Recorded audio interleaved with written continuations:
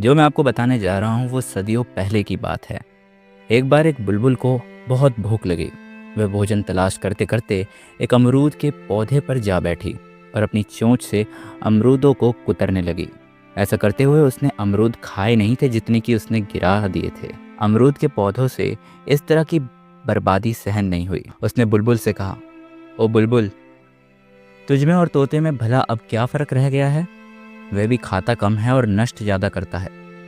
तुम भी वैसा ही कर रही हो। उसकी ये बात सुनकर बुलबुल चिढ़ गई और बोली, तुम कितने मूर्ख हो, मेरी तुलना तोते से कर रहे हो? कहाँ मैं, कहाँ वो? अमरूद के पौधे ने पूछा, वो कैसे?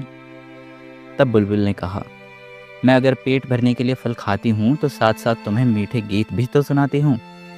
अमरूद का पौधा कुछ देर सोचने के बाद बोला, बात तो तुम्हारी सही है, लेकिन यदि तुम केवल पके हुए फल ही खाओ तो तुम्हें भी खाने में आसानी रहेगी और मुझे भी पीड़ा कम होगी, क्योंकि पके हुए फलों को तो एक दिन झड़ना ही होता है।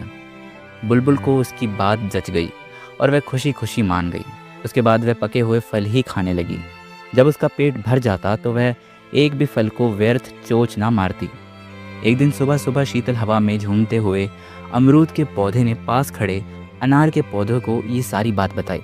अभी दोनों पौधे बात कर ही रहे थे कि इतनी देर में एक लड़का वहां आया और छड़ी की सहायता से अमरूद के पौधे पर दनादन वार करने लगा और अमरूदों को झाड़ने लगा।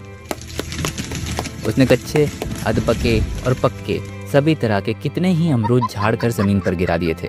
फिर उनमें से जो पके थे वो अच्छे लगे वो चुन लिए और बाकी वहीं ज़मीन पर गिरे रहने दिए और चला गया। उसके जाने के बाद अनार का पौधा बड़ा दुखी मन से बोला, मित्र अमरूद, बात तो तुम्हारी सही है, पर जो बात बुलबुल को समझ में आ गई वो इन इंसानों को कब समझ में आएगी?